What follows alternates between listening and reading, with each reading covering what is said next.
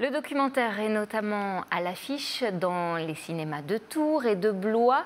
Au centre de l'histoire, un chêne vieux de 210 ans dont les racines sont implantées en plein cœur de la Sologne.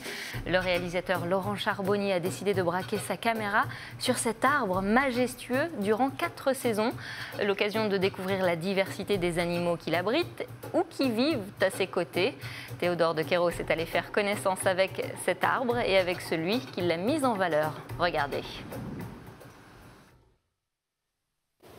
Nous voici au pied de l'arbre de Noé.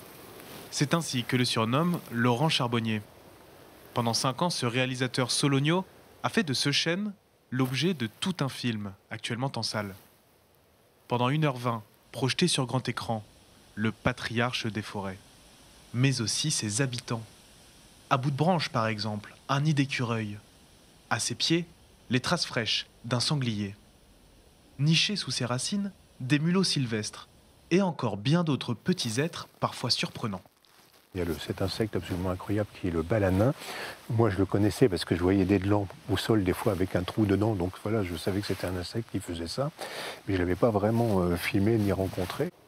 Tous tirent profit de ce chêne, et surtout de ses fruits, les glands, dont ils se délecteront à l'automne.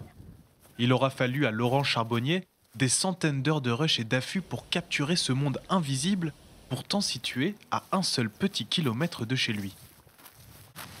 En fait, l'affût principal était ici parce que les vents d'ouest sont dominants, évidemment, chez nous.